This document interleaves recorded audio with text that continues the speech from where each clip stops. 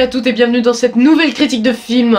Aujourd'hui, on va parler de l'incroyable Hulk réalisé par Louis Leterrier. Les acteurs principaux du film sont Edward Norton, Liv Tyler, Tim Roth et William Hurt. Le scientifique Bruce Banner cherche désespérément un antidote aux radiations qui ont créé Hulk. Il vit dans l'ombre et parcourt la planète à la recherche d'un remède. La force destructrice de Hulk attire le général Thaddeus Ross et son bras droit Blonsky qui rêve de l'utiliser à des fins militaires. Il tente de développer un sérum pour créer des soldats surpuissants. Et donc là, vous allez me demander, et du coup, t'en penses quoi du film?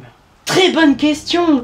Et bah du coup, je trouve le film bon, mais c'est un film moyen. Face à un excellent film comme Iron Man, qui est le premier film du MCU, le deuxième film du MCU est vraiment moyen face à Iron Man.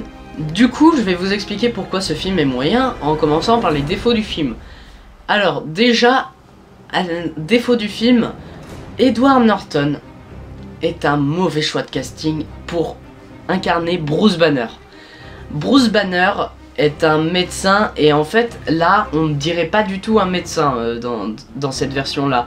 Edward Norton en fait il représente plus un Bruce Banner mais autre que Bruce Banner Dr Banner quoi. Donc en fait là il représente plus un genre random qui a les pouvoirs de Hulk.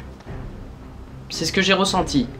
Mais attention, je ne dis pas qu'Edward Norton est un mauvais acteur. Non, il joue extrêmement bien dans le film. La CGI pour Hulk et l'Abomination, surtout pour Hulk là je vais parler, est dégueulasse.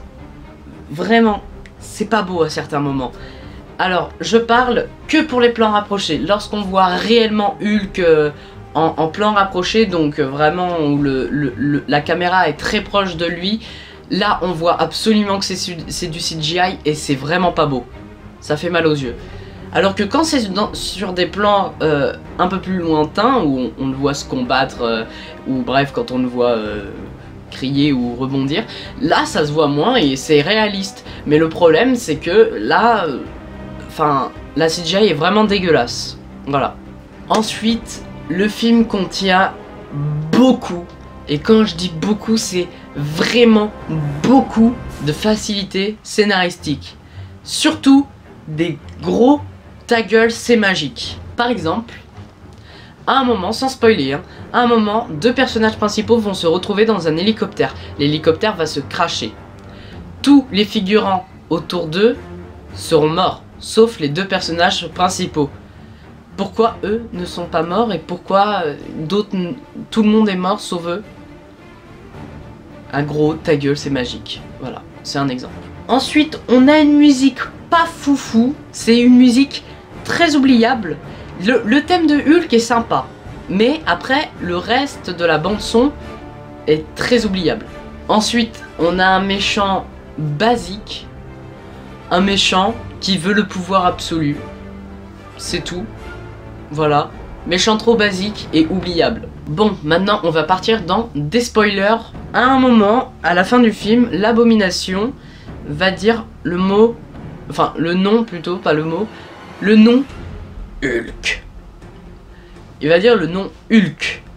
Sauf que le gros problème que c'est que c'est grave incohérent. Parce que personne ne dit le mot, le nom Hulk depuis le début du film. Alors comment il sait qu'il s'appelle Hulk le géant vert? Non mais vraiment, c'est pas vraiment cohérent parce que même Bruce Banner ne s'appelle jamais quand il est le monstre vert. Bah Hulk, ni Betty, ni le général Ross. Donc comment l'Abomination sait qu'il s'appelle Hulk? Depuis le début du film, on l'appelle soit Banner, soit le monstre, soit le mastodonte.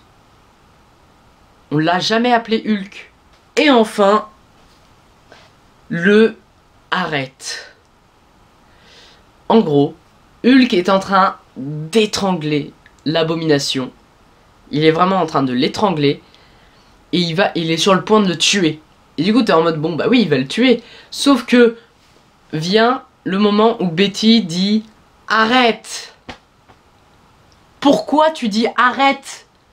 Pourquoi tu ne veux pas qu'il tue lui? Il a tué plein de soldats dans les scènes précédentes et tu veux pas qu'il tue le gros monstre qui est complètement barge et qui a tué plein d'innocents? Pourquoi lui et pas les autres? C'est tout pour les défauts du film. Maintenant on va passer évidemment aux qualités parce que évidemment ce film en contient, il n'est pas mauvais ce film hein, quand même. Le film contient de bons jeux d'acteurs, il contient aussi de bons effets spéciaux, hein, malgré que Hulk soit dégueulasse en CGI au plan rapproché, les effets spéciaux sont corrects. On a tout de même une bonne histoire malgré qu'elle soit simple, sans réelle prise de risque. C'est quand même une bonne histoire et je prends l'histoire comme elle est. Et je trouve que c'est une excellente idée de mettre nos super-héros dans un monde réaliste. Marvel Studios a décidé de le faire dès Iron Man 1 et ils le refont dans l'incroyable Hulk et c'est bien. C'est ainsi que je conclus cette vidéo, j'espère que vous avez aimé. N'hésitez pas à mettre un pouce bleu ou bien à vous abonner à ma chaîne YouTube. En conclusion quand même, j'ai bien aimé l'incroyable Hulk. C'est pas un des films que je déteste regarder. Non, j'aime bien l'incroyable Hulk, je le trouve vraiment juste bon, mais moyen face à un Iron Man. Sur ce, moi je vous dis ciao. I'm taking back the crown. I'm all dressed up and naked. I see what's mine and take it. Oh yeah, the crown. So close I can taste it. I see what's mine and take it.